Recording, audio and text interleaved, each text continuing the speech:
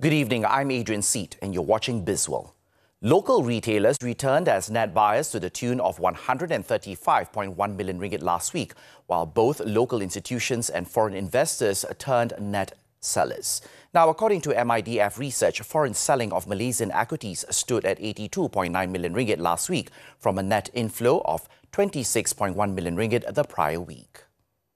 It is also noted that the previous occurrence when local retailers were the sole net buyers was in the week ended April 15th.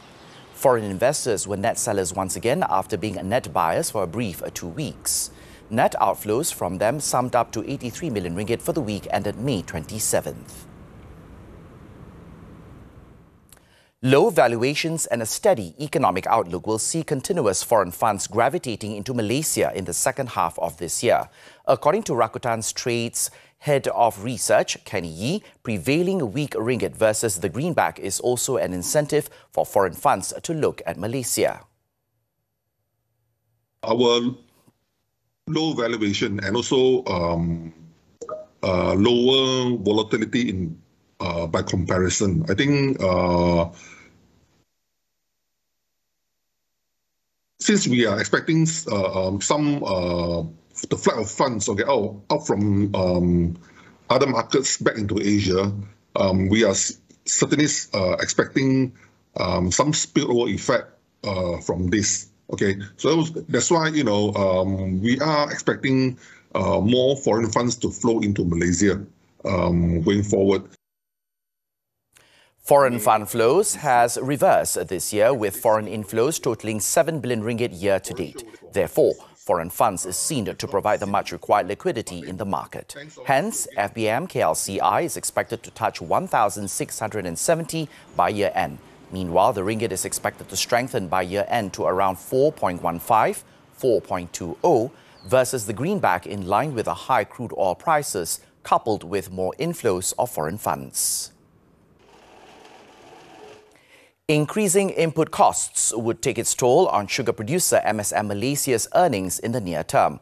Affin Hwang Capital said the costs included raw sugar and gas prices, higher import costs from a weakening ringgit, and higher operating costs from a recent hike in the minimum wage.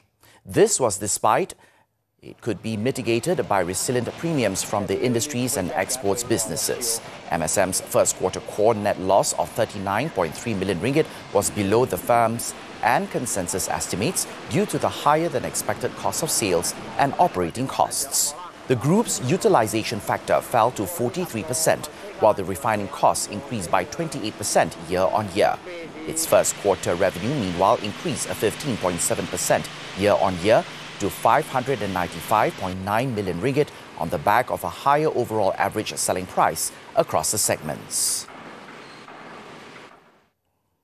Sime Darby Property has unveiled the Elmina Rainforest Knowledge Centre, ERKC, to implement good biodiversity practices and promotes green initiatives. Now, according to its managing director, Dato' Azmir Merikan, the centre will also provide a one-of-a-kind facility in partnership with NGOs to educate the public.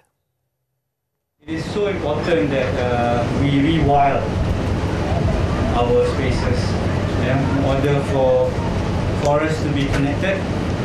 And the other important thing is that in order to do so, we need the right saplings, we need the right tree species. We need, like for Sime Darby Property, we partner with ERCRC. So we get the right expertise and input to help us in our efforts for conservation. The 2 million ringgit ERKC was officially launched by the Sultan of Selangor, Sultan Sharafuddin Idris Shah, today. The centre also pledged a goal of planting 50,000 endangered trees by 2030. It is part of the property developer's strategy on enhancing sustainable developments and practices in its townships.